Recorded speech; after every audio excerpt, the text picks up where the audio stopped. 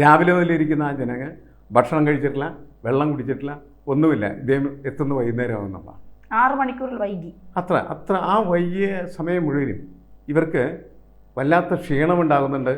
അതുപോലെ തന്നെ ഡീഹൈഡ്രേഷൻ ഉണ്ടാകുന്നു. അതെ, വെള്ളം കിട്ടാത്തതിൻ്റെ ഫലമായിട്ടുള്ള ഒരു പ്രശ്നമാണത്. ഇപ്പോൾ വെള്ളമാണ് അവർക്ക് യഥാർത്ഥത്തിൽ കിട്ടേണ്ടത്, അത് കിട്ടിയില്ല. അതിൻ്റെ ഫലമായിട്ട് ഇദ്ദേഹത്തിൻ്റെ സമ്മേളനം തുടങ്ങുമ്പോൾ, പ്രസംഗം തുടങ്ങുമ്പോൾ ആരോ കുഴഞ്ഞു വീഴുന്നു. കുഴഞ്ഞു വീണ ആളെ എടുത്തുകൊണ്ട് പോകാനോ അയാൾക്ക് വെള്ളം കൊടുക്കാനുള്ള യാതൊരു സൗകര്യം അവിടെ ഇല്ല. എനിക്ക് വന്ന് വിജയ് വിളിച്ചു പറയുന്നുണ്ട്, അയാൾക്ക് വെള്ളം കൊടുക്കണമെന്ന് പറഞ്ഞാൽ പിന്നെ വെള്ളക്കുപ്പികൾ അവിടെ വലിച്ചെറിഞ്ഞു കൊടുക്കുന്നുണ്ട്.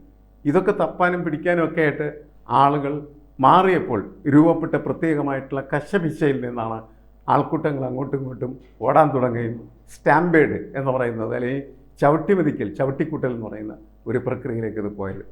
ആളുകൾ പരിഭ്രാന്തരായി ഓടുകയാണ് ചെയ്തത്. അതിൽപ്പെട്ടാണ് ഇത്രയും ആളുകൾ മരിച്ചത്. വളരെ സങ്കടകരമാണ്. കണ്ണീരോടുകൂടി മാത്രമാണ് ആ കാര്യത്തെ നമുക്ക് ഓർക്കാൻ കഴിയുള്ളൂ, ചർച്ച ചെയ്യാനായിട്ട് കഴിയുള്ളൂ. ഒരിക്കലും ഒരു സമൂഹത്തിൽ സംഭവിക്കാൻ പാടില്ലാത്തൊരു കാര്യമായിട്ട് നമുക്കതിനെ കണക്കാക്കണം.